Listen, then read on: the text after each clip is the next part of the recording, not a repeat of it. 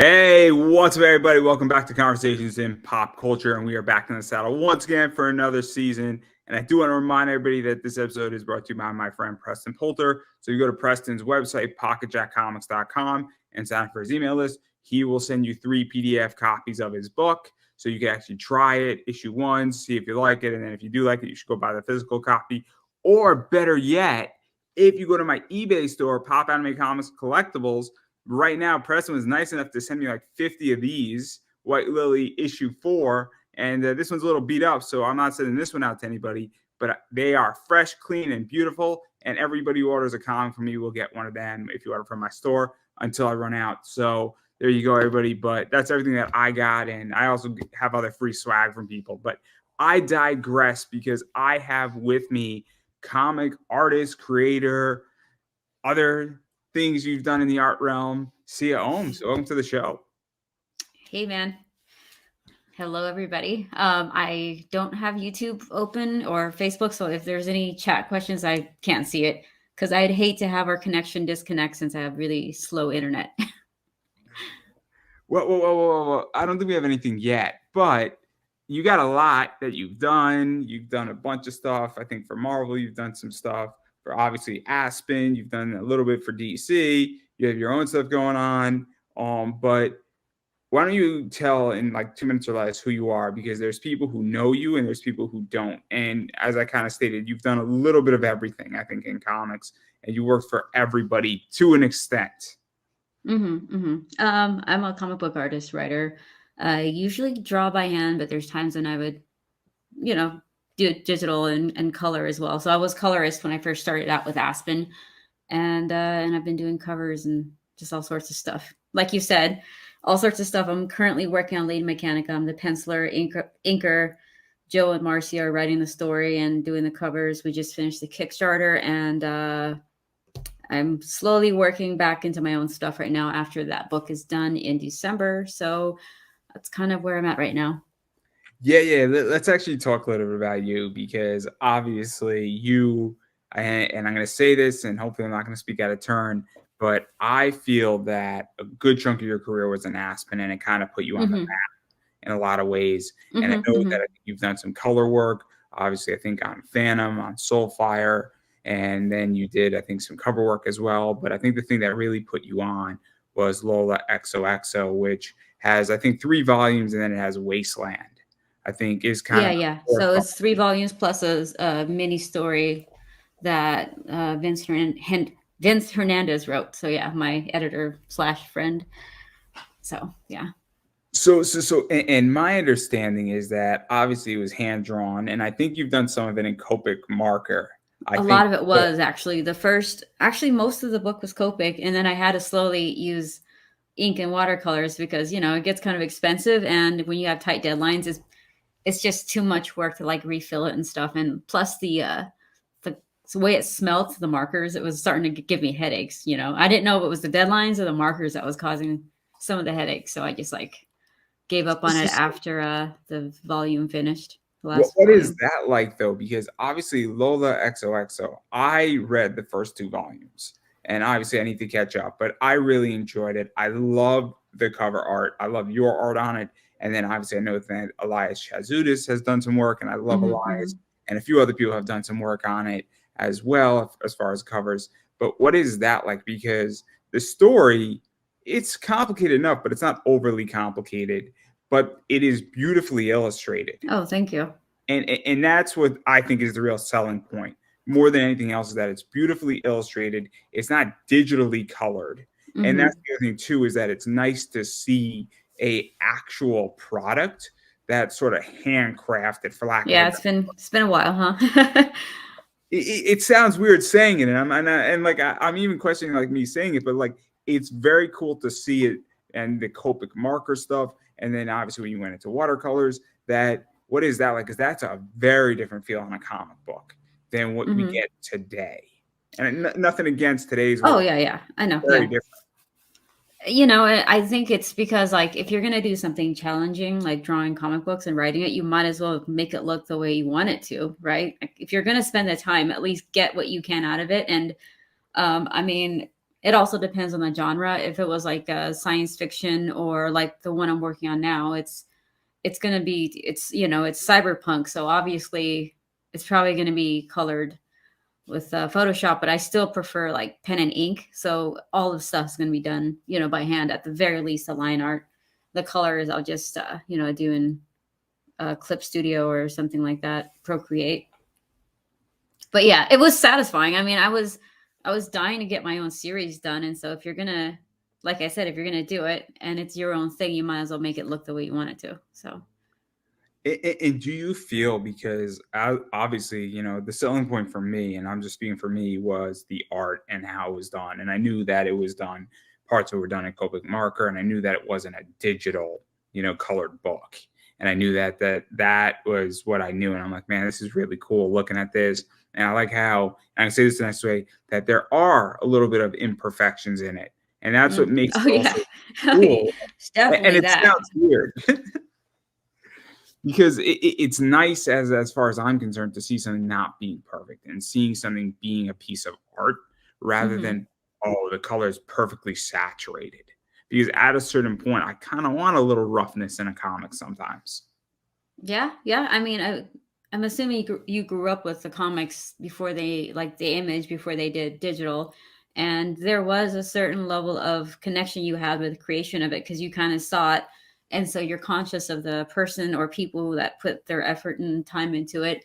Not to say that people who do digital colors, like, because I do that too, it's not, you know, hard to do, but at the same time, like, you could see the imperfections pretty clearly. And like I told everybody before, I was doing a podcast, like, I can remember every page I did with Lola and the mistakes I made and what was going on in my life because it was so blatant. Like, there's nothing covering those mistakes. Like, you know what I mean? Like the late nights, I could tell which ones no one could fix for me, or it would take too long to fix, or it just look weird. So, but you know, I mean, it's one of those things where it's, you know, the internet's forever. Well, that comic book is forever. Like, all those imperfections are there. Yeah, and even to talk about that, because this is one of the things that I also think is interesting. And obviously, I'm looking at this, and when I get a little bit more money, I might be buying some pages from your book, because I know exactly where those pages are for sale. I know exactly where they are. I stumbled across it because I was doing research, and I was finding images for this interview. And there's a few pages that I really like. But what is that like too? Because it is all original art and all the pages are original, and Hmm. obviously they're inked, and that's another revenue stream. And I also think it's another component where somebody now can actually own a physical page that Hmm. Copic markered out, that you watercolored out, versus if it's all digital, or the line art is digital, or done in pen and ink, and then the colors are digital. I mean, it's a little harder, I think, to give a colored piece as far as Yeah, it definitely is. And I have a friend, Dustin Nguyen, who, you know, who does watercolor. So when you buy one of his pages, it's going to be intact. And I think that was kind of me as the artist as well. Is like, I do want to have a piece that I look at and I know that I did everything on the page. And when someone does buy it, they get like a completed piece of art, you know? So it was just being the person who loves art in general, and then just being able to do it myself. Because, you know, sometimes you can't pick between being a fine artist and a commercial artist. So there's got to be a way to like merge the two. And I felt like that was the best way to do it, you know? Because I want my pages to exist in the real world as often as possible. I mean, even though sometimes that's not possible for the budget for a project or something like that, you know. No, because I just think that obviously I like original art, I like commissions, and I like to buy cool things. And I think it is very cool. And I think it's actually very important. You know, obviously, I like to make money in comics, and I understand that, but I'm also a fan. And I also want certain things. And I think that as a fan, you know, I don't know how many true diehard believers there are that are going to go buy a Lola XOXO cover, because they're a little pricey. They're a little pricey, the original art.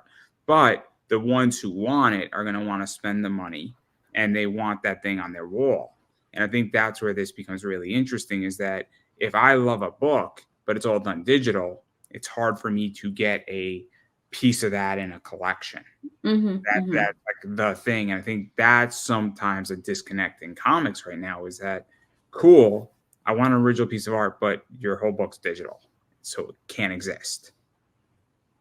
Yeah, and I think people, especially right now with AI art, at some point you're going to see people are going to gravitate towards what they gravitate towards, and the longevity of something, of the art form. And we're always going to tell stories, and we're always going to have sequential art. I mean, that's like a no brainer, but 100 years down the road, not that 100 years is going to matter.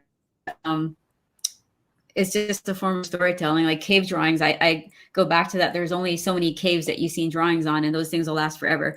And it just feels like there's a stamp on something, when you do it by hand, and more effort, I guess.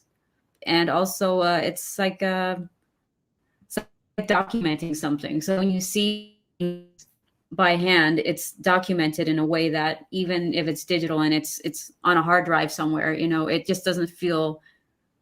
I guess that's the thing. I guess with NFTs, right? Like every value that we give it is just that me personally growing up with comic books and paper and stuff, that's just the way that's what I gravitate towards emotionally. And that's what I tend to stick with. And I completely understand, like I said, digital, the forms, and there's a pro and con to everything, but just personally for me, I just like to be able to touch and feel things because it's so sensory and it doesn't feel like I'm missing something, it's kind of like watching a movie. You could kind of pretend like you could smell something or taste it, but you can't. You can't do that. You could just think you can, but you can't, So it's always better to experience things as much as possible with all your senses. See, this is actually interesting because, and I'm curious your take. So I read both comics digitally and I buy a lot of physical stuff, and I really enjoy physical. And my business is rooted in a bunch of things. And what I've decided is that I want to sell a physical product, because when you have a limited physical product, people want that. And the people want it is that I'm selling to somebody who either wants to reflip it or is a massive collector. And, sometimes they're using me almost to service it because they couldn't buy it at the time, or it's sold out within 5 minutes. It's one or the other.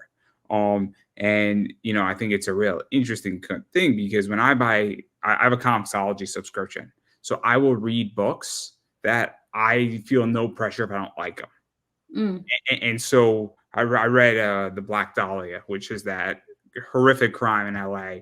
Fascinating crime. It is not, if you want something happy tonight, don't look into it, is all I'm going to say. But I didn't know if I was going to like the graphic novel, but because I was reading it digitally, I felt no pressure to like it, where if I didn't like the first chapter, I'm like, fuck this book. And I would have moved on to something else. But I also understand that there's a bunch of product that I do like and that I want that in physical. And so what is that like for you? Because I would imagine that it's a little bit complicated because you also, as an artist and doing interiors, you want people to read your book, but you also want people to collect it. So if somebody who's reading your pencils, we'll use Batman Beyond. So I'm a huge Batman Beyond fan. And you did number 12, guys, number 12 of Rebirth, Batman Beyond. Just go buy the book, guys. All jokes aside, I'm presuming you want people to read your book as well, but also get a physical copy. Like, how does that work in your head? I mean, it'd be kind of because I know right now they say that more people in comics are still gravitating towards floppies, right, or just physical copies. There's not enough people being onboarded with digital. I don't know if it's really true or if it's just the way that it's being I guess sold or access to it, maybe, because I know with manga, right, like there's no problem digitally or the physical copy. Like people are getting a hold of those things no matter what. And I feel like there's a disconnect between what we assume is happening versus what's actually happening with the medium. So I'm not for or against anything. I mean, ideally, I'd like to physically create it and then have it digitally and physically for the people that want it, and for myself personally to collect and to have physical copies. So if you could do both, I mean, that's double the amount of income that you could get from just one property, one IP, and then I could turn around and sell the original pages if you want to look at it that way from an artistic standpoint. So there's multiple ways to do it, but I just think that we kind of have to stick with it, and we kind of have to, I think, perfect the comic book digital reading experience. Maybe. Do you feel that there's also oppositional to digital? Because I speak to people in the comic book realm, and in my opinion, I think a lot of people, they're happy to include a digital in their Kickstarter. But I feel like comic shops and other people and even readers and even maybe even the big corporations, to some degree the big two, are very much anti-digital. And I mean, I live in a digital world. I work in digital accessibility. So my whole world is digital, it's platforms, it's, learning, education, digital platforms. And I realize that this is the future because education is becoming completely digitalized and it's getting better. And you could put videos. I mean, if you could have, action, stuff, and I think Marvel tried to do it in your comic book, it changes the medium on a digital level. But I feel like there's opposition to it, and both, from a consumership as well as even from artists saying there's a whole bunch of money to be made in this digital space. Okay, so let me ask you some questions, and maybe this will help me out too. I'm all for trying to figure this out, right? Like I'm very, I want to take a nuanced approach to it. So is there a reason why the bigger corporations or companies, and then there's some consumers, which, they're used to it being a certain way. And then there's shops. Obviously, I know why they would be against it. But is there a reason why, outside of the obvious things that we hear, that there's an opposition to it? Or is it just so much friction just to change the platform? I think what it is that I think it's profit margin, to be honest. I think on a digital, there is less profit to be made because it is harder to justify a $10 indie book on a digital platform. I think it's harder to justify a $6 Marvel book to sometimes on a digital position versus a $3 position. And I think that's part of it, is that the profit margin decreases. And I think that, because there's less distribution. I mean, this book is a $5 book because it's tagline. I don't know what Preston sells it digitally, but he's not selling me this thing digitally for $5. And if he's doing offset printing, this book costs what, like 81 cents to print? And so now let's say he sells it to me $2.50 digitally, he's going to make less money on the digital. And so that's where I think a lot of creators get really, really and that's what I think it is. I mean, that's just my thoughts. Because technically speaking, if you offset print, Waylily #4, and you're selling for $5 and it's going to cost you 81 cents, and you can't justify selling me digitally for $5, and you have to sell it to me for $2.50, do the math. Sure, you didn't have to print a book, but 81 cents minus 5 is more than $2.50. And so I think that's where that comes from. That's just my thoughts. And I think that's, I don't think that's an obvious reason. I think that it's money. I think it's profit, and I think that's what it is. And I think that also it's harder sometimes to say this is a digital product and that you can't physically hold it, because comics for the longest time have been a physically held thing. And I think that's a little bit more obvious, but I think that for whatever reason, with movies and music, it's been adapted. But with comics, I don't think that culture has come the same way. Oh, okay. So, here's the weird thing, right? Like, we're all complaining, every one of us, because the books used to cost $2.99. Okay, so the consumer is obviously not happy with the fact that printed books are about $5-6 now, I'm assuming. And then if you're doing Kickstarter, it's close to $10 a copy. And so consumers are complaining about that price, me included, right? But then we're also complaining that, let's just say that digital books are $2 instead of $6. So there is a disconnect there again with like the price of the printed book. So ideally we'd like inflation not to happen, but it's just the reality of it. And I even think that inflation hasn't even caught up yet with the prices of everything, even though like there is a supply chain disruption. And I think we all knew that as soon as it happened, like, okay, there's some stuff that's going to cost a lot more money. It might take a couple years, might take 4 years, but before you know it, it's going to be $10 a book. And I realize that, and that's kind of something we have to contend with, especially because I have friends they own comic shops and they work at shops. And then people who collect, and then, I have an art rep, and I myself draw books. So I think right now with the solution, we just have to call it what it is, or the problem, so that we could go ahead and figure out ways of fixing it. I mean, I think everybody's got their own method and strategy right now. If you think about after COVID, and then you have different distribution chains now, I also think, and I'm going to say this and I might get some flack for it, I think people in comics are not very good at business sometimes. I think some are, but I think a lot of people and a lot of creators are not good at business. And I don't think, and then, I mean, look, I wasn't good at business either when I first started. I've been doing and buying and selling comics for 10 years. It took me a good 5 years before I knew what I was doing to the degree. And I went through a pretty big expansion this year, but I wasn't ready in year 5 to do that. And so I think that's also part of it, where I think sometimes people in comics just aren't good at business. And I don't think that they want to put the time, because I don't think business is, I mean, some people are just naturally good at things and it's just instinct. But I think most people, you have to work at your craft. And I think that's part of the problem too, is that because right now, I mean, I'll be honest, I see most books on Kickstarter are $12.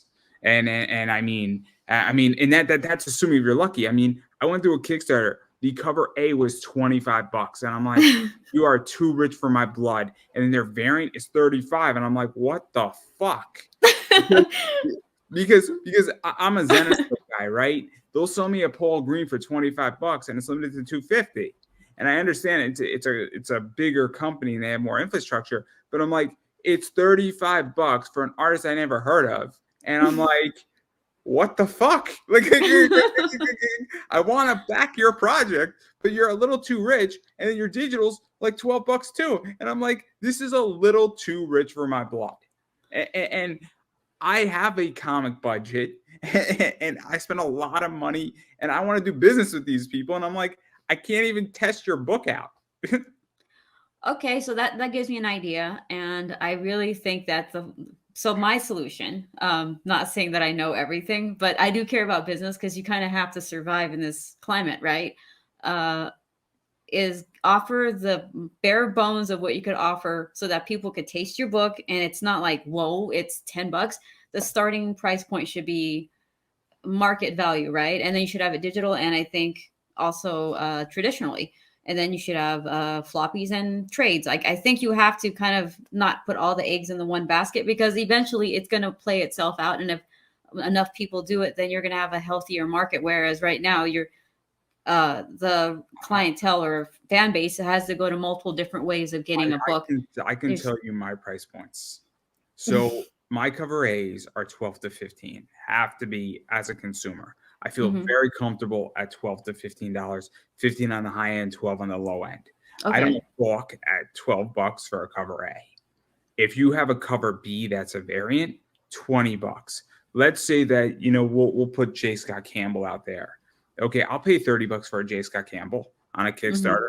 I'll pay $40 for it technically, but that's because that is an added value premium. But if I've never heard of your artist and you're asking me $25 for him or her, I'm kind of like, what the hell? Like, I would pay on a Kickstarter $25 for a cover from you, but it's because you have a track record. And I would think it's on the high end a little bit. I feel more better at 20, but I understand that Sia Ohm has done a lot of things for Marvel, for Aspen, for a bunch of other companies. So I understand that there's value in you as an artist, but I wouldn't pay $50 on a Kickstarter for your cover unless it was a hollow foil, but a basic cover. I think that's where this has gotten out of hand, is that you have and what I think it is that I think people are just trying to recoup their money, because artists are expensive. They're very expensive. When you get a premium top artist out there, it could be $8,000, $9,000, $1,000. And so you have to charge $30, $40, $50 sometimes for their covers, because you're only going to sell 20 of those, and you need to get your money back or get 80% of your money back on it. And I think that's part of the problem too, is that people are spending too much money, which means that prices have to go up when they should be figuring out ways how to build their book cheaper. Yeah. Something to think about. I'm glad that I'm assuming you brought this up with the other guessed maybe previously, because obviously it's not sustainable if all we have is what you're saying is like the hobby has now become more expensive than making. This is years of conversations. This is not like yesterday. Me and him were talking about, me and my friend Paul were talking about this. No, this is years, and this is like a conversation with people like Ben Dunn. This is a conversation with people like Rob Montari. This is a conversation with people like Tom Hutchinson. This is a conversation with people like Pat Chan. I've had this conversation with Ralph Tedesco and Joe Bruscia. Like, I've had this conversation on this show in multiple ways, and I am confused because I want to do business and I want to retail with these people and all these people on Kickstarter. And it's not a conversation that is rooted in altruism by any stretch of the imagination. It's just that when somebody has an expensive book and then their retail package has to be $500, it's like, I can't play. And I'm trying to make money. You're trying to make money. And I think the whole thing's gotten jacked up. And I'm always curious what somebody else thinks, because I'm looking at it as a person who wants to sell your book on eBay or whatnot. But I also want somebody to fund on Kickstarter, not just fund, but I want them to make an extra 1,500 and hit the number they really need, not the number they put out there, but the number they need. Yeah. I for me personally, like, I'm aware of the brand, right? Like my own personally, and an idea of if you don't do certain types of things, then you're not going to get the value that people want out of your books and their product. And I also am aware that people have bought my stuff in the past, and it's like, that last thing I want to do is someone spent $50 on my book and I turn around and like on my shop, I'll sell it for $3 or something like that. Like, whoa, you totally destroyed your own brand just like that. But at the same time, like, you have to keep putting out product and doing stuff, or else the value that someone put on you, you kind of disappear. A has-been per se. And I want to keep working in the industry, but at the same time, I don't want to make it unhealthy by jacking up prices for stuff or creating products that it might cause unintended consequences, because I want to draw interior stuff. So that's why I do it, because I enjoy it. And I feel like there's still so much for me to do as an interior storyteller and artist, So you got to keep that healthy. So there's like this balance, but I can't obviously do it by myself, and a handful of us can't do it on our own. So you kind of have to start somewhere, and hopefully it picks up steam. If you do it right, people are going to follow if they see that there's something to it. But yeah, it's kind of tough doing it that way, because you still got to put out some work on top of like hopefully making money, but not like destroying the industry at the same time, like the bubble, I guess. I'm going to throw something out there, and you don't have to answer. But I'm going to ask you a question. Actually, I'm going to rephrase my question in my head. How many people do you know in the industry who are dead broke and should not be in comics, should be having a day job, and they have young kids, and you wonder saying, how are they going to send their kids to college? I think this way, right? I'll speak for myself. I know at least 10 people in that circumstance. I think percentages will probably work better than actual people. Yeah. I know 10 people off the top of my head that I can name, but I'm not going to. Oh, of course. But I don't know on a percentage level, but just for me, I find that crazy, and I find that it is a very complicated industry, and look, I can be that statistic too. It just so happens that this is the reason why I'm not doing a book, because I don't know if I would be profitable. And I think it is a very complicated industry right now, where I know a lot of people who are not profitable or are barely profitable. Might be even a better way how to look at this. And they have day jobs, but their book requires about a pump in of $500 every single year. Well, so let's put it this way, like, whether it's comic books or any industry where people who are working in it aren't focused on the business side of it, like, because a lot of it is a bunch of small businesses if you look at it that way, right?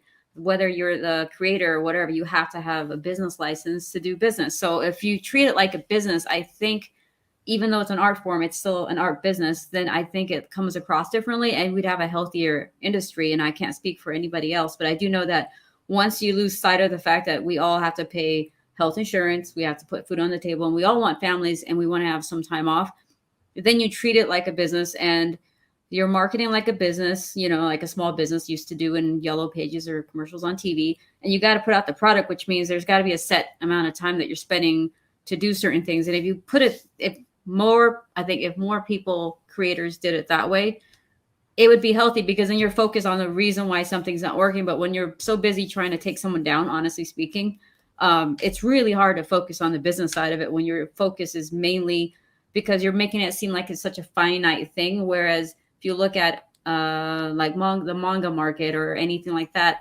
obviously it's healthier. It's still, you still got to put out work, but the price to pay for a manga and and the people reading it in the market is healthier, in the sense that it doesn't cost an arm and a leg to create it and print it, and then distribute it. So, and there's younger kids who are reading it digitally, and I'm aware of that because I'm one of those people. So I'm just thinking, it's just, if you just focus on the business side of it and don't be shy about it, because there's nothing wrong with being more organized as an artist, there's nothing wrong with that. I think it'd be a little healthier at the very least, The best piece of advice came not directly, but on YouTube from Mark Cuban. And he gave one of probably the best pieces of business advice that everybody in business, no matter what it is he said, you should probably go to your local community college and take an accounting class. You laugh. You laugh, and so do other people when I tell them this. But I say, great, you're not taking it to get a grade. You're taking it to learn how to do your books. But more importantly, what it's going to do is that it's ultimately going to start focusing and changing the way your brain works. It's going to put you in a little bit more of a business mindset. So let's say that you're a creative, free spirit, and that's your personality. Let's say that interjects 3% of business into your life. You're still going to be 97% creative, free spirit. But guess what? No, that's true. You're going to be a little bit less free spirited, and you may make a decision or two that might get you an extra few $100s, and might be the difference between you being completely in the red or being halfway in the red. And it's a great piece of advice, because what he's ultimately saying is that you go to your community college, spend $200 to survey a course. Don't even show up for half the tests because you don't care if you really don't want to. And guess what? You're going to figure out and learn. And you can announce, you can tell the professor, hey, look, I'm running a small business and I'm really here just to get that skill set. And I guarantee you that professor or that teacher, or whoever it is like, cool, how can I help you? And I guarantee you that's going to be the conversation. So that's the best piece of advice that I've ever picked up. It's funny because you could actually see a correlation with people who are very business minded in the industry versus the ones that aren't, because the ones that are, generally speaking, and I see longevity in their careers, is they're very business minded, focused, and they understand that this is how we make our money. So they are more successful. If you notice, it's almost 10 for 10, right? If you're focused. Sometimes some people, you have just enough of something that will get you going for a while. But I think that at the end of the day, it's like people who are focused on it like a business are more than willing to do it and have fun doing it, because you're not so worried about paying that bill. And I get it. I've been in a place before where I just wanted to be that like rock star artist. And I realized, okay, you got to think about your 401k, and it's not happening with the way that you think about stuff, so. See, it's funny because I fell into what I've done. And the whole story, for those who don't know, is that I was a comic collector, didn't think about my business, and I didn't have money for comics the next month and beer in college. So I bought a book a little while ago when I was in my freshman year in college, maybe 2 years before that, for $20. It was trading on eBay for $120, sold it for $110. And I had a bunch of money for beer and comics for the next semester, and it was great. It was absolutely great. And then I did that a few more times, and then I figured out how to run my business. But I was always an investor, and then I got into stock investing. And then what wound up happening is that I kind of found correlations, and I'm obviously a hobbyist to this stuff. And that's how my business started, where I buy a lot of toys for myself. I have exposure to a bunch of toys for myself. And then on top of that, I'm now making money that goes right back into buying equities, which are stocks. And so now my business has parameters on it. So my eBay business funds a greater investment opportunity which then becomes self-sustaining, and that money never comes out. And then my business is self-sustaining. And it's crazy. So I don't pump any money into my business, and it takes care of itself. Oh, so you got the passive income thing going perfectly fine because you focused on it. It's I figured out what to do, and then every once in a while an opportunity comes around where you gotta drop $3,000 in. But when you drop $3,000 in, you're gonna make 12, and then you pull out your $3,000 the second you make your 12. But that happens maybe once every 5 years. An opportunity like that comes across. But those are not the norm. But my whole thing is that the business sustains itself because if I buy a book for 20, I sell for 60. I then take that $20 and I buy a new book for 20. And then that 60 bucks after all the fees, taxes, and that stuff gets down to $16.45 in pure profit. But meanwhile, I bought another book and we repeat the cycle. So it's amazing. And new money has to come in if you want to expand that model, because you just need more capital, or you can grow very slowly, or you roll over your money that instead of taking out a distribution, you just roll it over. And that's how I did expansion this year. That's exactly how I did it in the last 9 months, is I just rolled over the money instead of taking a distribution. But I did that. I mean, not to like brag, but like, I don't think a lot of people understand that in comics. I don't. And I think it's not a complicated principle. I don't know if it's they don't understand it or what am I trying to say here? Maybe I'm being a little too mean, in which that maybe they don't not understand. Maybe they can't do it because maybe they don't have enough of a profit margin to cover it. Because I know plenty of books that are, just make what they need to make and they have $50 left over. It is very hard to roll over $50 into something. First thing, if your cost was $6,000 and you did 18,000, it's very easy to roll over costs into issue 2 quickly, and then doing a side story or another project because you have the money to do that. And so maybe I'm being a little too mean, or I don't know if you're being mean, or I'm just what I'm trying to figure out is like, I think we could all understand a lot of things, but it's more about the amount of focus and dedication you have towards a certain thing.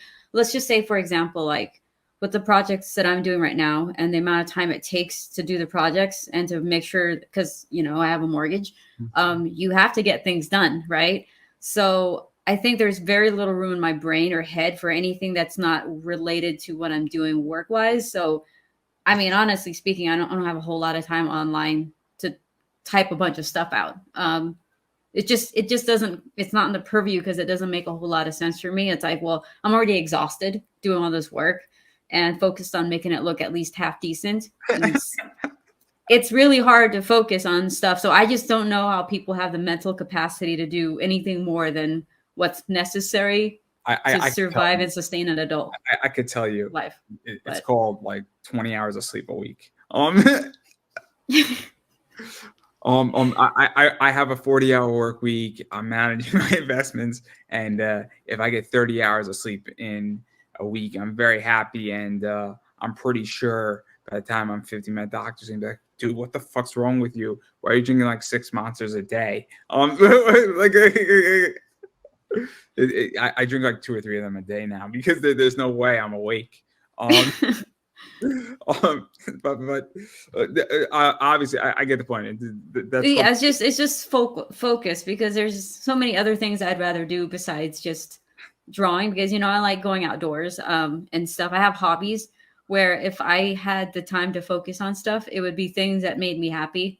But otherwise, I mean, I do like the business of comic books, even though it's like kind of up in the air. I think it's there's a lot of room to grow in it, like you're saying, it's not working out perfectly right now, but there's so much room to make something cool out of it. So I think that should be the focal point, right? Fair enough.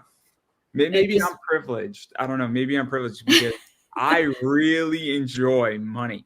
I really enjoy making money. I enjoy talking about money. I enjoy investing. I enjoy running my business. And I enjoy hunting down and finding good comic book and alternative investments. And maybe that's the problem, is that it's a hobby, that's a business. And so for me, it's like I enjoy spending hours finding the trade.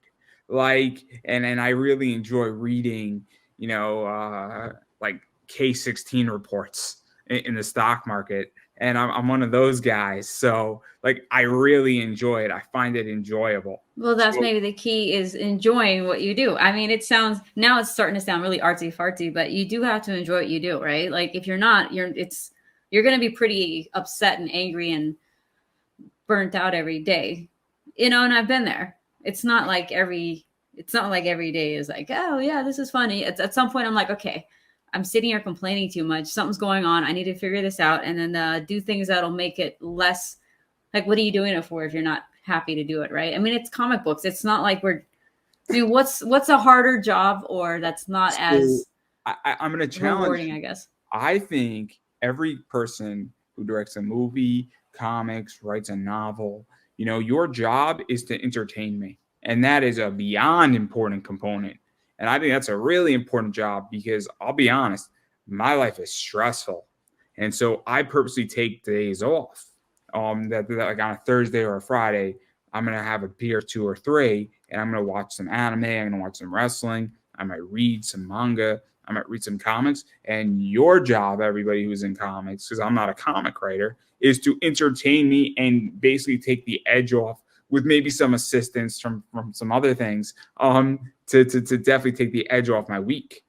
So I think that it's incredibly important because I'll be honest, if I read 10 comic books on my Friday night and they all suck, this is not going to be good. This is not going to be a good weekend. And this is not going to relax me. Yeah, that's true. After reading 2 of them, I'm probably going to not look at the other 8. Yeah, makes sense. I'm going to go watch something that I know, like I've done that where it's like, and the other 8 could have been the best things I've ever read. And then guess what? Maybe I don't touch it for a few weeks. And so I think you have an extremely important job. I mean, but better yet, even your covers. Because I've looked at comic covers and I'm like, oh man, my life's not that bad.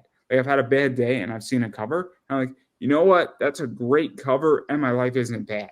Or it puts me in a better mood. So I actually think that what artists and writers and everybody in comics, I think it's incredibly important when it's done correctly. But like you said, because of how important our job is, you have to do it as best as you can, and you have to appreciate it. Because like I said, this is what I picked to do. Honestly, it's not like someone forced me to draw comic books. So I have a hard time like being upset at my job being as how this is kind of my choice. Our job is entertaining. That's kind of how I see it, and take people somewhere. And it's not just blowing smoke, but it's definitely true, because at the end of the day, if I blame someone else for my job and me picking comic books, and I guess I could have became obviously a million other things, right? So here I am, I'm still doing it. Something's working, or else I would be working at a grocery store or working at a restaurant or running one, because my dad had a restaurant and I love food. So I was like, I could do that, but I'm not doing that. So yeah. No, I feel you. Since we're talking about comic covers, I do want to show some of my favorite that you've done, and these are some really good ones that I really, really, really like. So I like this one a lot. Oh, that was oils. Yeah, that was done in oils, I think. So I like that one, and I actually have that one, but I don't know where it is. So I need to go find it. It's probably next to the other Gwen Stacy's that I have. So that's I like that one. I like this one a lot. Oh yeah, that's Tom Hutchinson's, right? Yeah. That's old. That's from when Big Dog was at Aspen. Oh man, is it that old now? Oh boy. That was what, like 2013, 2014, I think. Oh, and the time flies when you have deadlines. You just go with the deadlines. And that's how my years work. I like that one. This one's great too. That one was fun. That was all Copics right there. Yeah, I think so. Maybe a little bit of watercolor, because that's a ton of Copics to do on the building. I can't remember. I'd have to see the original piece. Because that's a great one right there. I really, really, really also enjoy this as well, since it pops up. Because that one was fun. That one's Copics too. Oh my god. Okay. So let's even talk about this one, because Star Wars is Star Wars.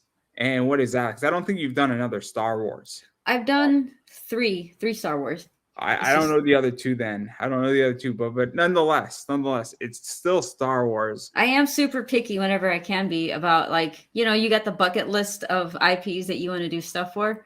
I have my bucket list. So definitely Star Wars was one of them, Transformers, and a few other ones.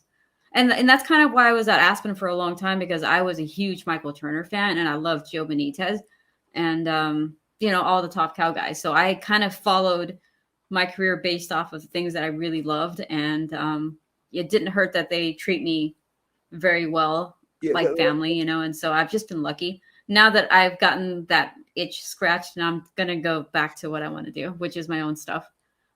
So let's actually even talk about that, because obviously, I mean, Aspen and what you've done with Aspen is LolaXOXO, I think, is your baby. And that's what I think a lot of people know you for. That's what I know you from. And then obviously you've done other things. But what is that even like to have Aspen sort of championing you? Because they kind of took a shot on you. I mean, they kind of did. Oh yeah, for sure they did.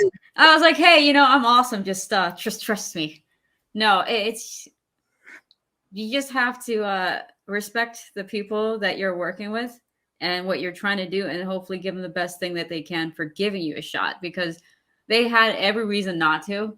But it was just what I really wanted. And at some point they're like, okay, she's not going to shut up. So no, I'm just joking. Vince was just like a huge champion for me. Like, he just knew I was doing the right things, I guess, to get there, because I was doing covers and then some backup stuff. And, Did you also feel, because sometimes in life, I mean, people say, oh, nobody's lucky, you make your own luck. I don't know if that's completely true. I think that being in the right place at the right time is extraordinarily helpful. I think it's both, for sure. Because I've been in rooms and in circumstances, and I met certain people because of other people, and then I asked, and then I said, nothing's going to happen, and then it happened, right? Like, I got to interview the Bushwhackers. I'm a huge wrestling fan. I got to interview the Bushwhackers from WWE, and it was great because I just met the right person who hooked me up. And I'm like, this is never going to happen. Guy threw it out. He's going to try to do me a solid, and then it happened. And it was just so happened that I was in the right place at the right time. I think it's both. I definitely think it's both. Like, you have to be prepared for that opportunity, because if I think back now, there's times when you would think an opportunity would present itself where I'd be ready for it, but I'm like, oh, I have nothing to show for this thing I want to do. Therefore, it doesn't happen. But you kind of have to put yourself in that place, or if it does accidentally happen, that you're ready for it. Otherwise, it becomes nothing, right? Like, it's not luck. No, I was thrown out into the deep end, just thrown right out into the deep end. Interview number 4. Just thrown right out into the deep end. And it was just like, I have a choice. I could either drown or I could swim. And but you know what? I'll take both. I'll take whatever I can. Luck or fate or hard work. I'll do one so that the other hopefully will happen too.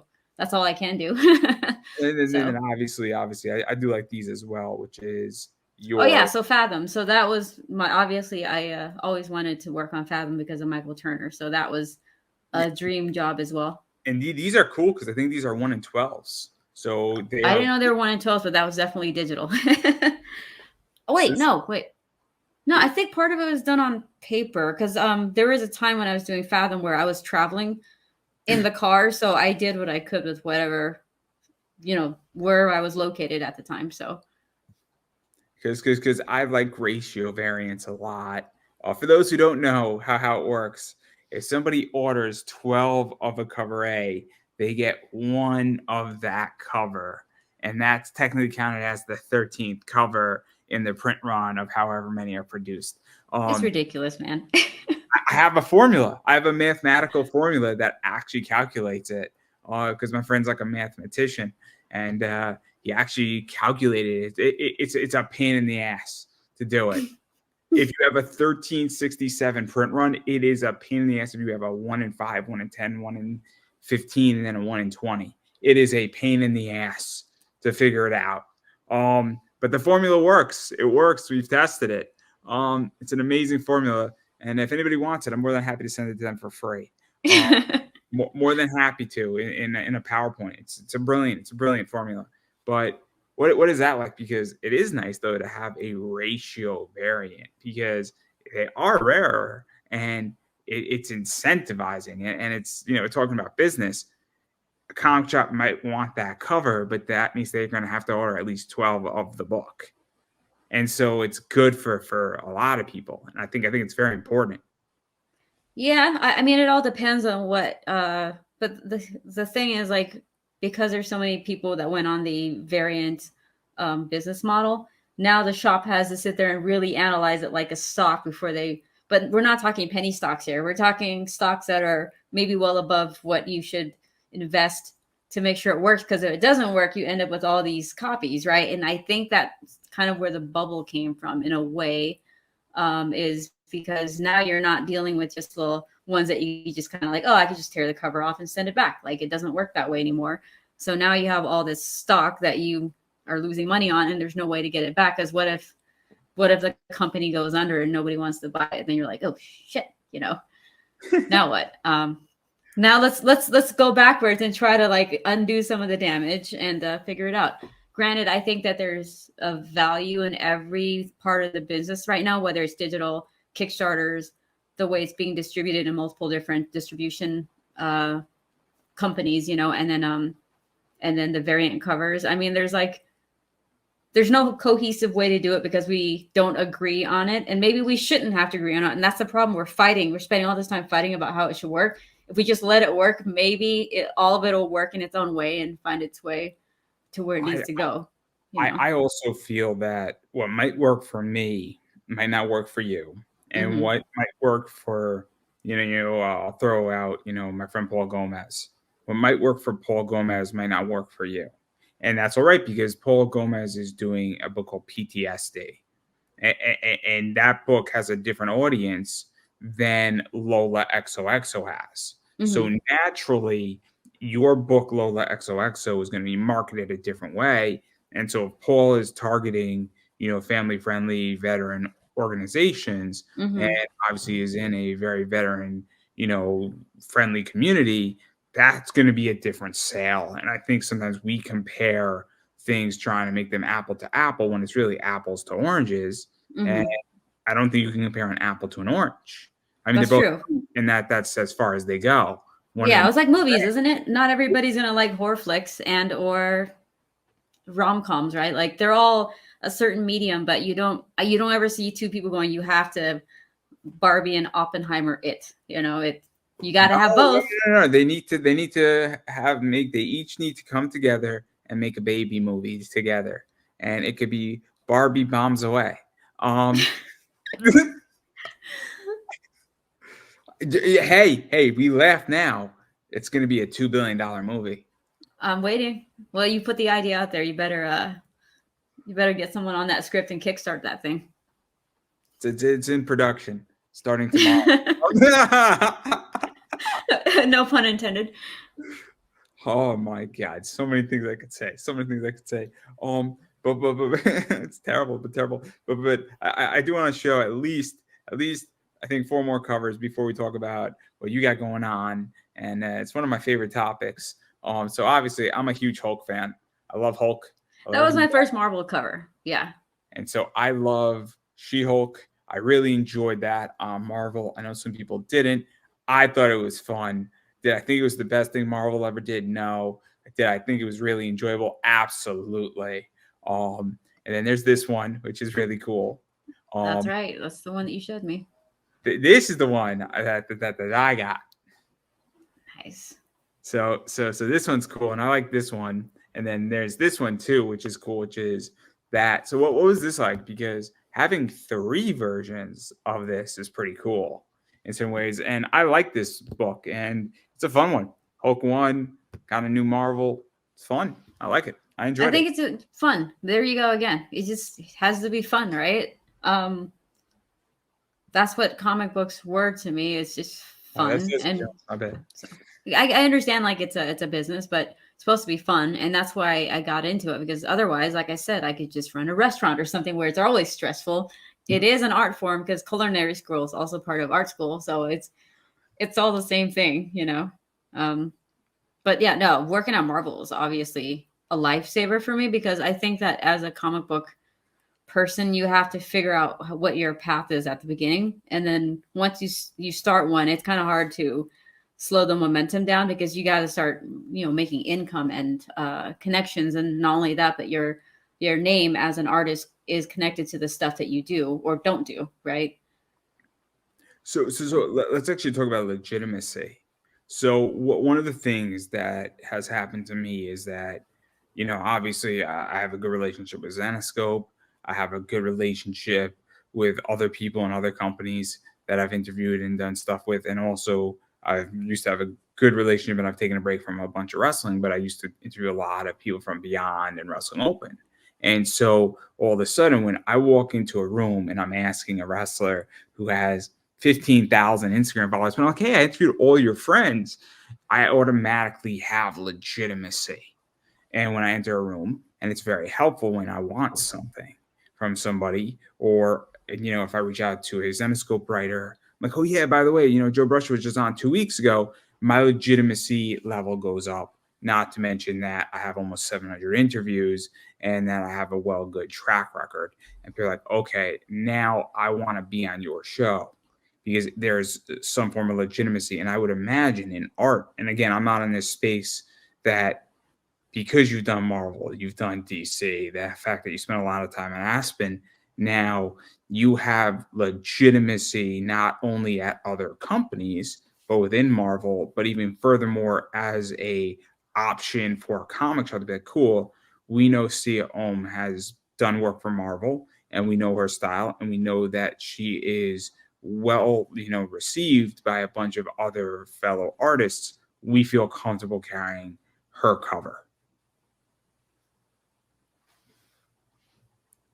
Did you was the question like, how does it feel, or is that like it's actually true, that what your assessment of it would be true? I'm curious in which that do you feel that is kind of what's going on? Because to me, It'd be kind of, yeah, I think you kind of have to know that, because if there's any, okay, so with any kind of business, if there's I wouldn't call it speculation market, but when there's a value put on an item or product, whether it's baseball cards or, even fantasy football, if you want to go there, right?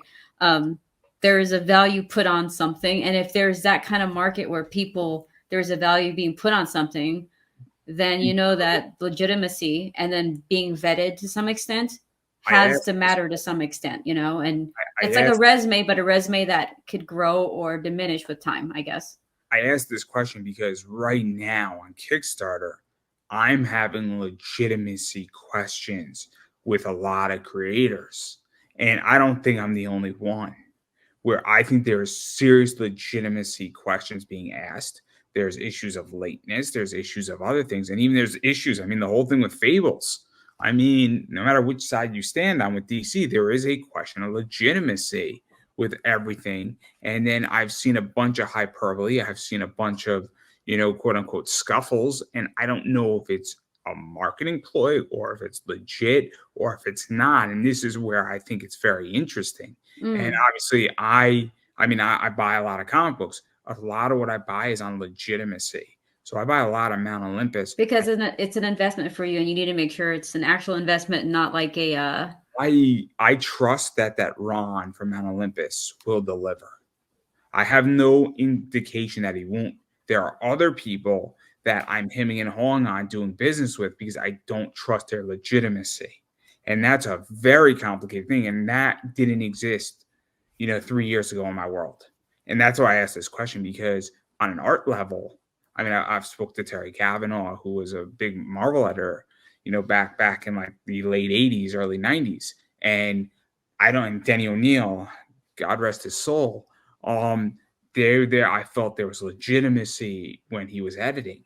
And I don't know if that exists anymore. And that's why I asked this, because when I know that you are covers, and so I guess that's where I'm going with this, because to me, I'm having that internal issue in what and it's a very unpleasant position for me. Well, let's put it this way.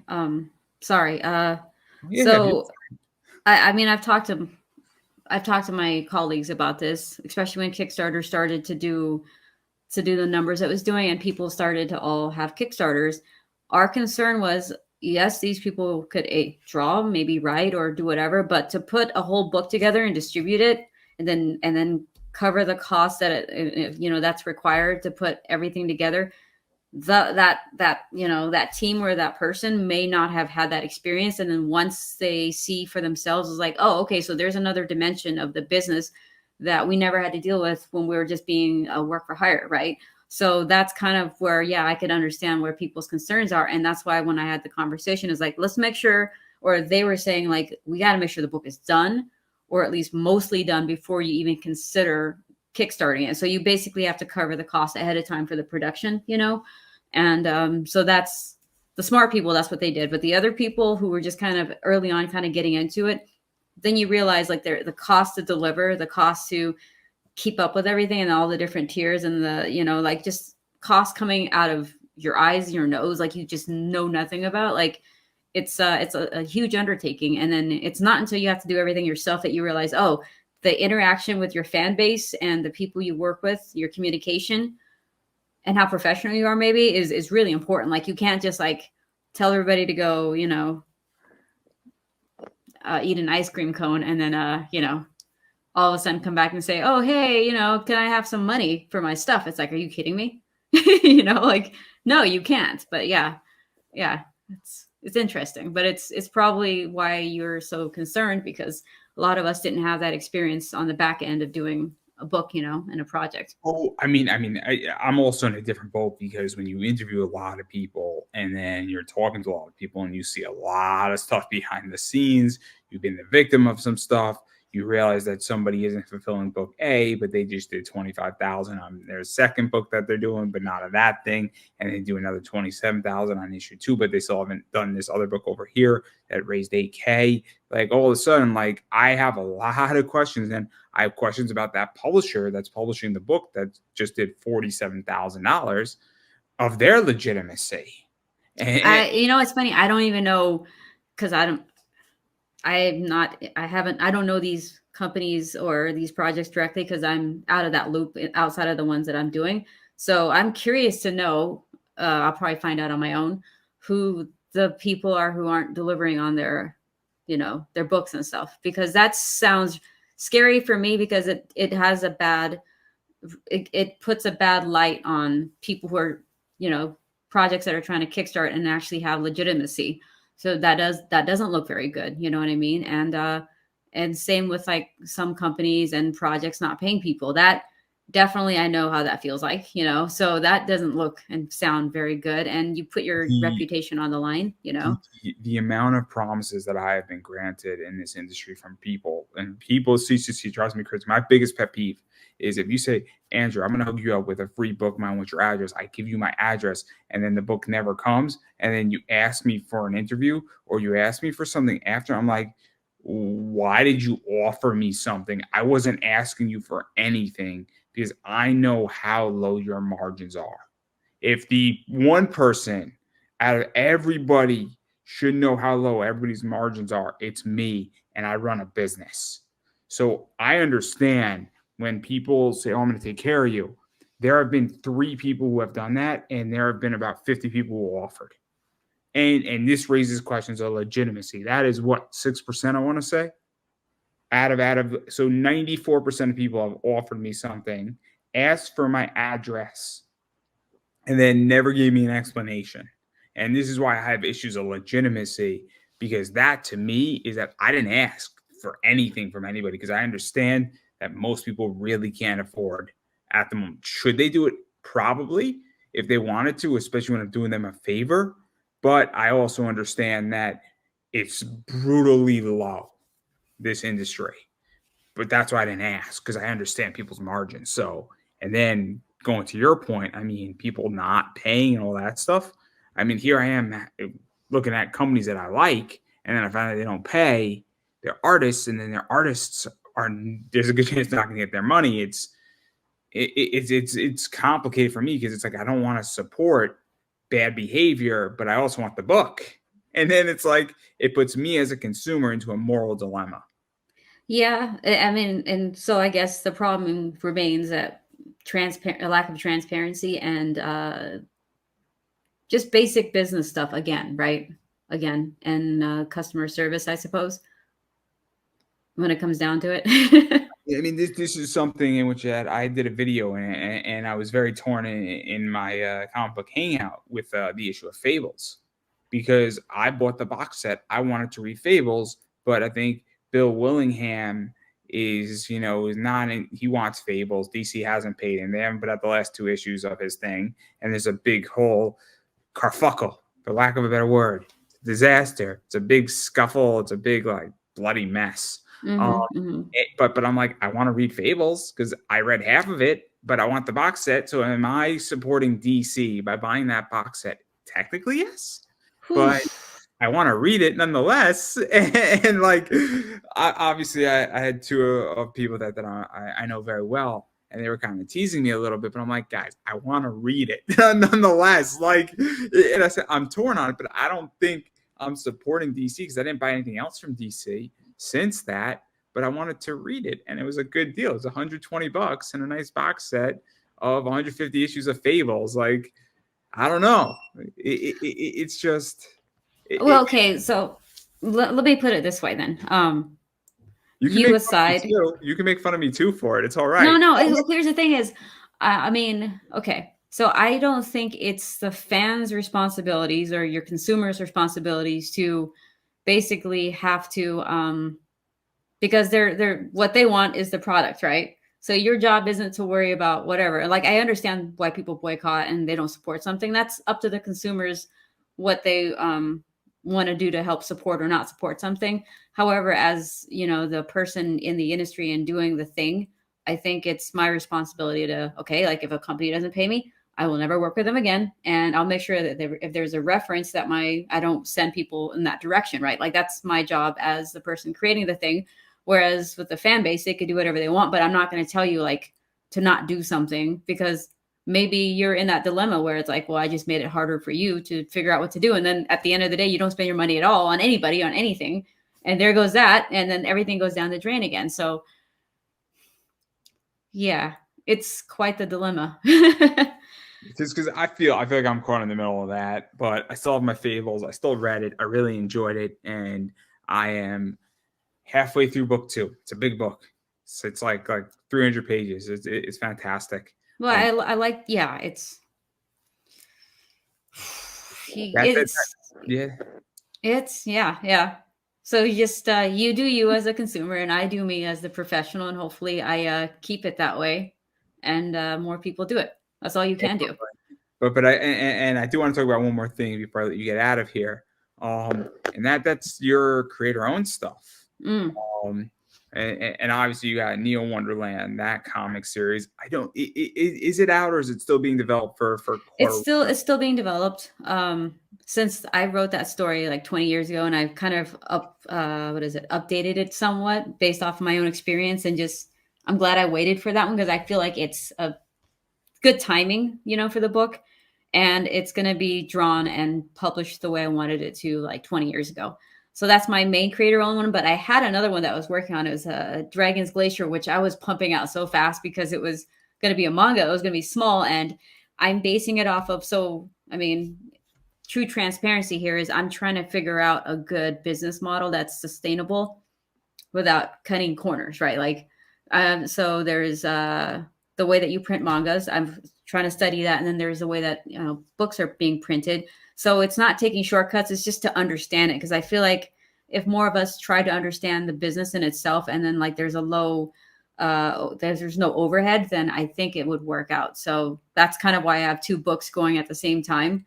And one of them is going to get done before the other one. And since I'm used to doing like how Lola, okay, if you did Lola like I did, where you colored things by hand, which is stupid, then just doing a black and white book and it being this tiny, like the paper is literally this small. It's like, nothing to do. So you only live once, right? So what is this like? Because I think this is your book. It's your publishing company. And I emphasize the your because LolaXOXO was your book, but it was done through Aspen. Yeah. So this is going to be my own publishing house. So what is that like? Because now it's all on you. And there's no excuses. You know what? Like, But I think I did that because I didn't want any excuses. Because at some point you have to like, okay, well, if I want it to be good and I think I could do a good job, then it's time to put put your money where your mouth is, right?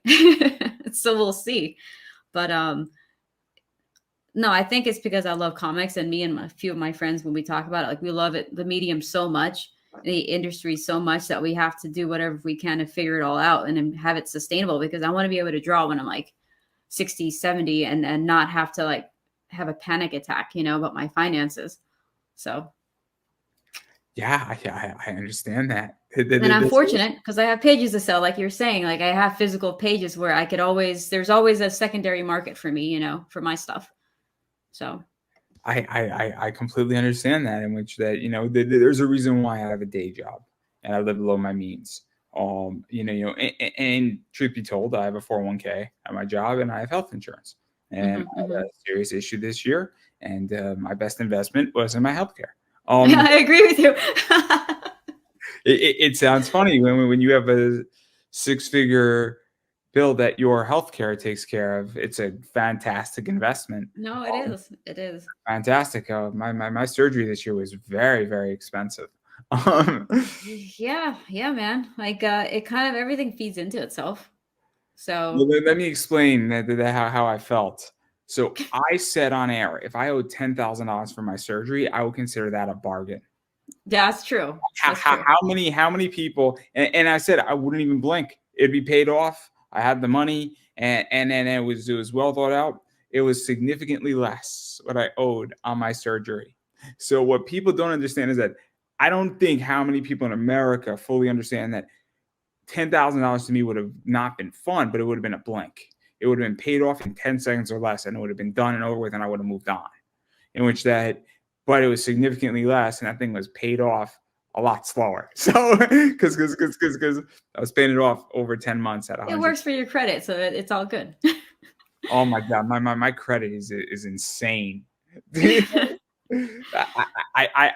don't even know what my credit looks like, but apparently SoFi loves me. So figure that one out. They want to give me a lot of money. That's yeah, exactly. It's so good that you could probably buy 2 cars and a house and you'd be good.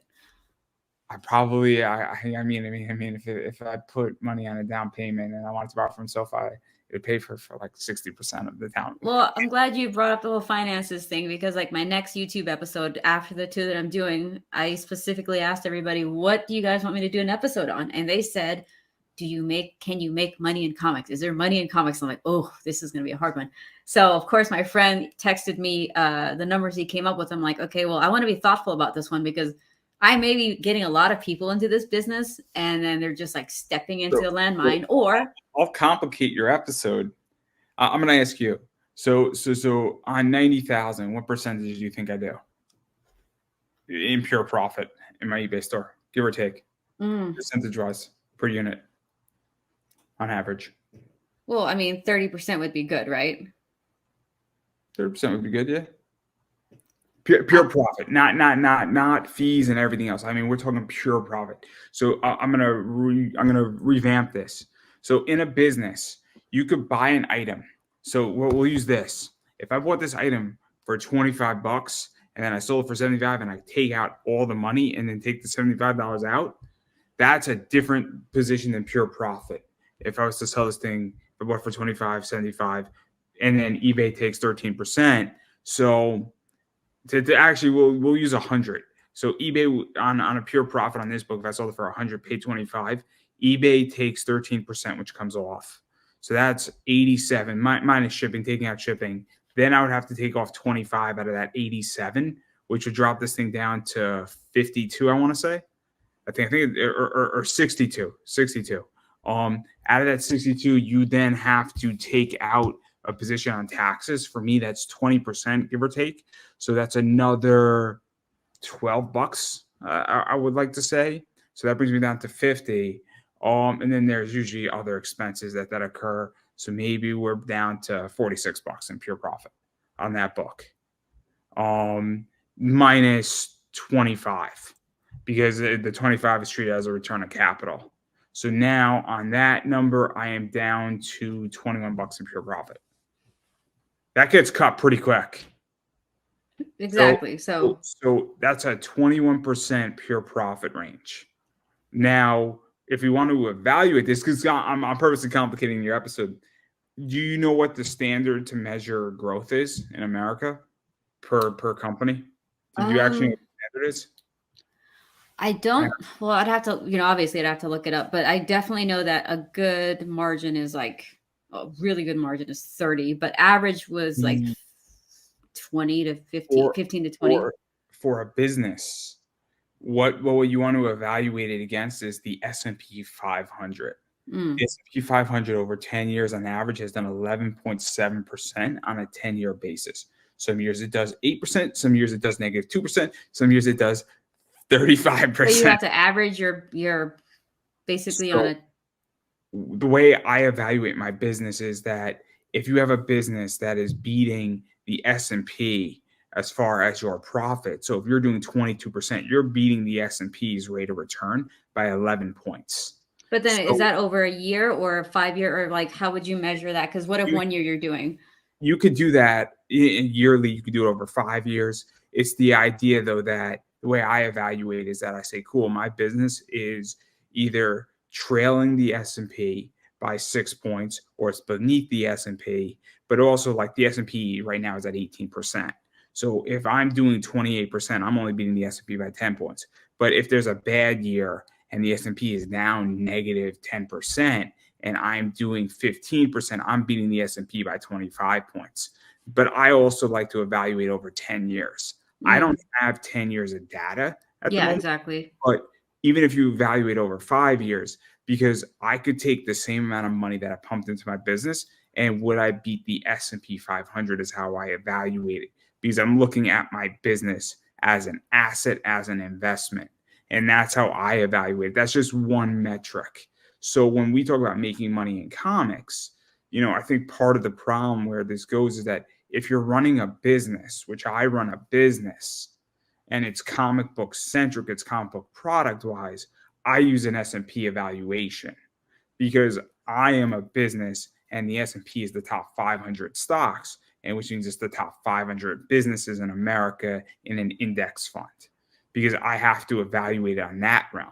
That's a different way how to evaluate, because if your comic book in your Kickstarter is a business, you should not be evaluating it on a comic book one for one.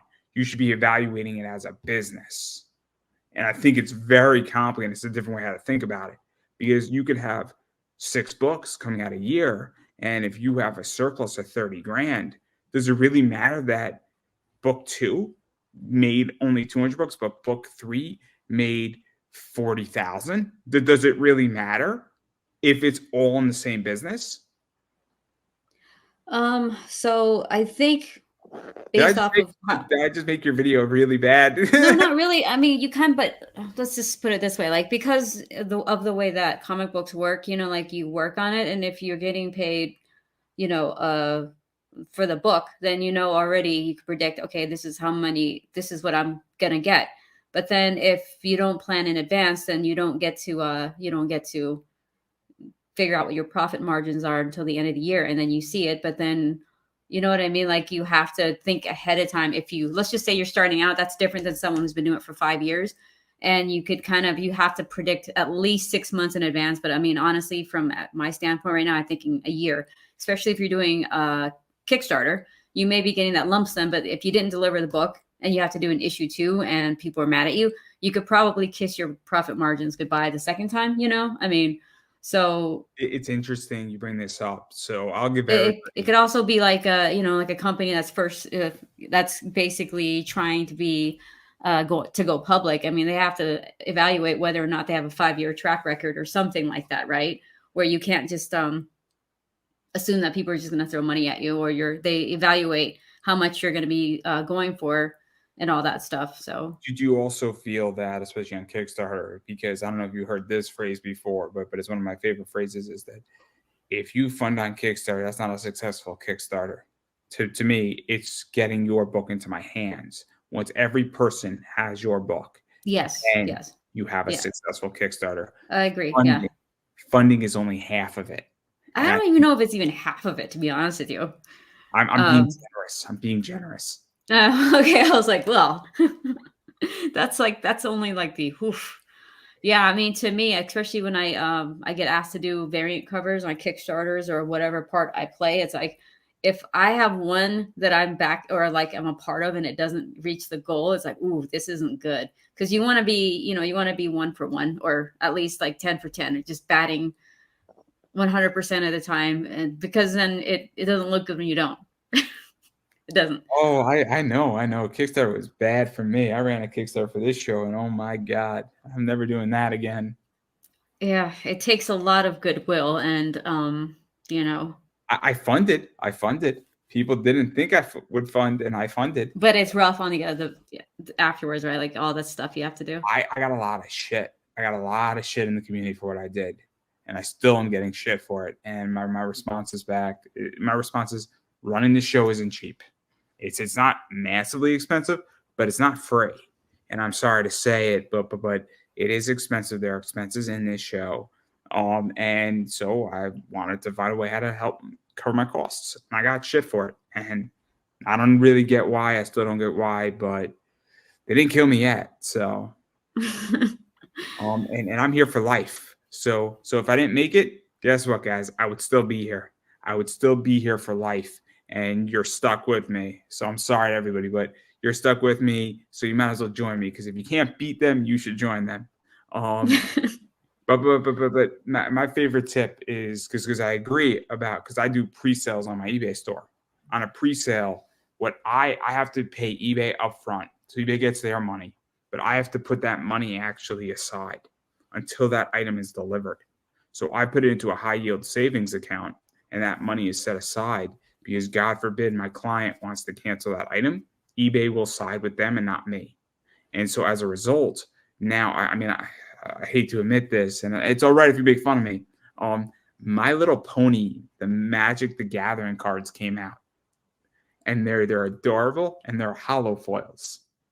Oh, there you go. You had me at hollow foil. So there's 4 of them, and it was a secret drop. It was there for maybe like a week. And then a bunch of people missed them. And so I put it up on my eBay store. Somebody bought them. They paid a little bit more than what they were going for. I made some money on it, but it's not coming until March. So I had to take the money he paid, and I had to put it into a high yield savings account, so that God forbid in January, if he says, "Where's my cards?" and he opens up a case, I'm covered.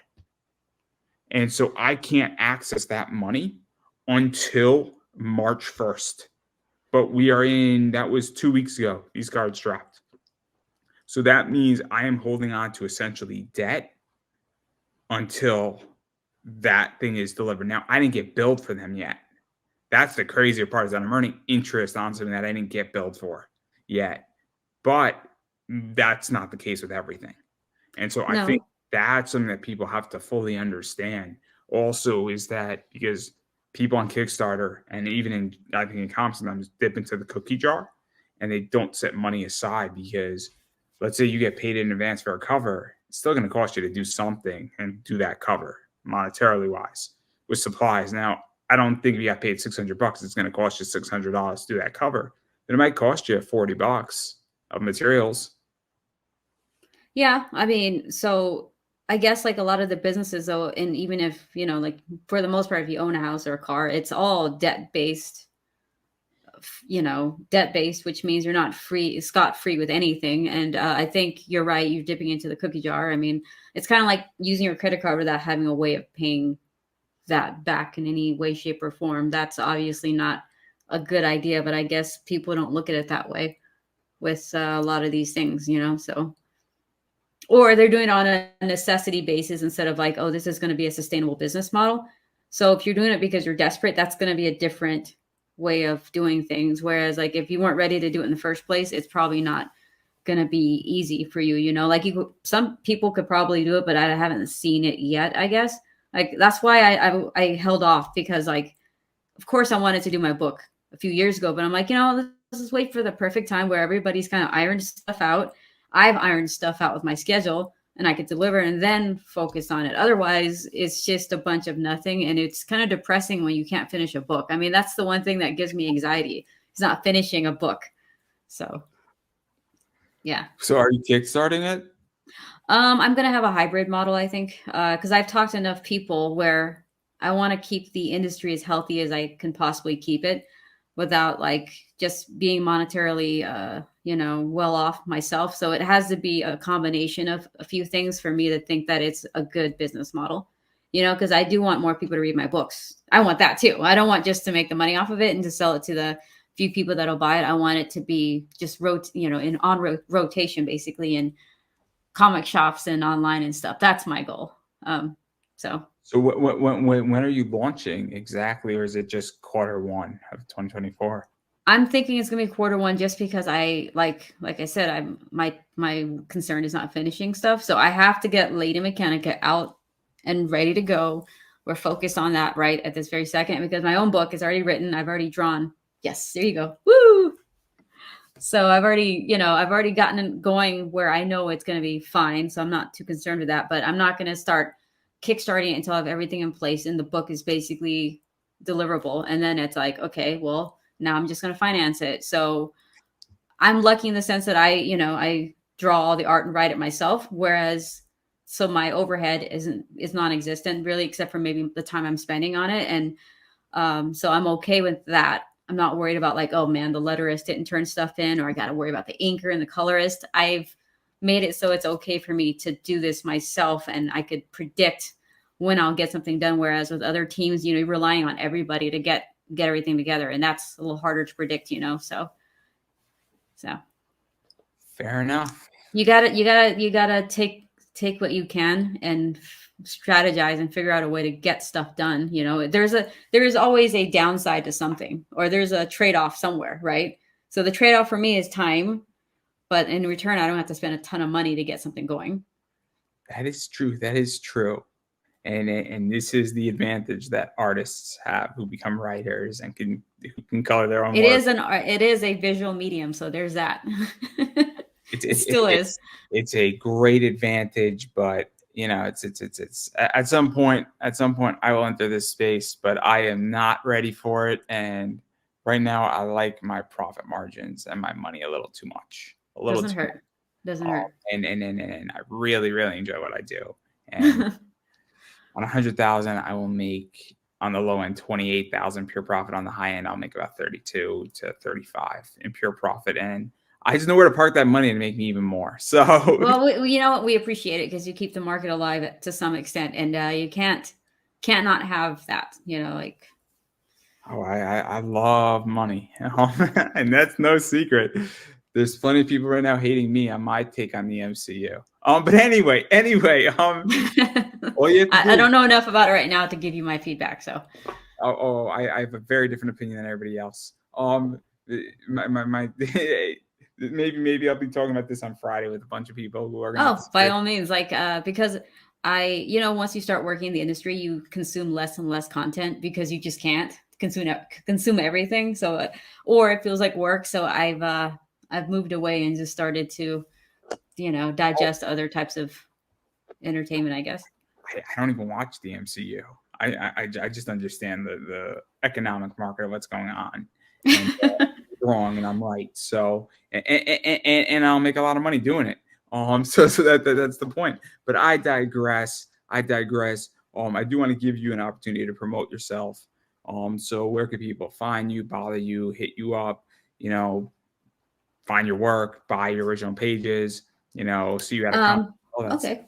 Well, thank you. Just siaohm.com has all of my social media links. I mean, I'm just Sia_Ohm on Instagram, and I think I'm Sia Ohm as well on YouTube. I'm pretty consistent with my screen names. So I'm really active on YouTube and Instagram for the most part. So yeah, and I have my own books coming out. But right now it's Lady Mechanica. That's my biggest project, but that's kind of the direction I'm going. And usually this kind of stuff takes at least 2 years of your life. So I don't see myself straying too far away from that. We'll see how I do. It's a lot of talk until you do your own Kickstarter and you're like, oh shit, well, I guess I wasn't what I thought it was.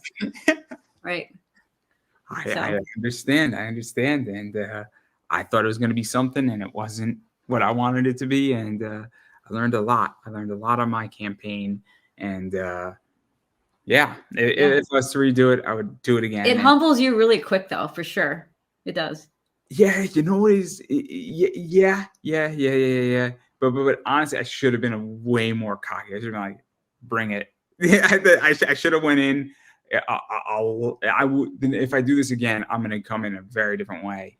And yeah, but my campaign is whatever. But also, I didn't need my Kickstarter because I funded this show through sponsorships, and I went to Kickstarter as just to get more funding for the next 2 years. And so everybody, there was a reason why I came in a very different way on my campaign. But I digress. That it's not about me and my campaign. That's 2-3 years ago. So thank God I'm not doing it again. I can't handle it. I can't handle it. The amount of drinking that I did during my campaign. Oh my gosh. Oh, I don't know what was worse. My alcohol bill during January or my alcohol bill in January. It was necessary. It was necessary. But I digress. But I'm going to say this. I'm going to say this, and I'm going to keep saying it, that you have to support indie comics. You have to support comics. And the way you do that is by buying comics, actually backing Kickstarters, buying, things from shops and stores where people have their books in there. Like Aspen has a bunch of LolaXOXO. I think they have a Black Friday sale coming up, right? So probably, they've inspired me to do my Black Friday this year because I think I missed last year. I just was probably doing deadlines and I didn't have time to send out the newsletter, so it's like oh well. It's all right. It's all right. Everybody gets to miss one or two. There's no excuse not to watch the Jets and the Dolphins this year, everybody. They are playing on Black Friday. It's the first one. It's the inaugural Black Friday football game. It's going to be a great game, which means you should put money on the Dolphins. That's exactly what that means, because the Jets are horrendous. But what if they won? If they won as an investor, you would know that you would probably get a lot of money for that one. Just take a chance. I would like to win in football. But the Dolphins are really good. Wouldn't we all? Yeah. That's the problem. DraftKings, guys. I should have put that affiliate link right in there. It's like it's magic. You get $5 in bonus. If you bet $5, you get $200 in bonus bets. No. That's Ryan Fitzpatrick's job and Kevin Hart. Those commercials are just so wonderful. But anyway, enough about the commercials. Go buy some comics. Go do that. Go support indie people. Actually buy their art. If they have Buy Me a Coffee or a Patreon or whatever, go do that too. It's very important. And then as far as I'm concerned, I am Pop Anime Comics on Twitter, now known as X. I am Pop Anime Comics on Instagram. I am Pop Anime Comics on Facebook. You can come bother me. I run the Facebook group, Indie Comics Connect, and it's a free group, so you can join, post as much as you want in my group. It's always appreciated. And then, so that's the thing. I got YouTube is Pop Anime Comics, TikTok is Pop Anime Comics, and my eBay store, if you'd like a free copy of this, in your comic order, is Pop Anime Comics Collectibles. And I sell a lot of weird books and other cool stuff and cards, and some weird fun stuff is in my store. Pop Funkos, you name it, it's in there. And there's always some cool stuff coming in. And I got, in the next probably 6 months, probably about $30,000 to $40,000 worth more of merch coming. So definitely, if you're looking for something off the road or rare books, I got you covered. But enough about me. I'm going to give you the final word. Yeah, I love comics. We all love comics. That's why we do it. So let's just keep supporting it, like you were saying. And my job is to focus on it and hopefully make it a little bit more enjoyable. But other than that, to each their own. But man, comic books are awesome. They are. I don't think I could have said that any better myself, everybody. And that is it.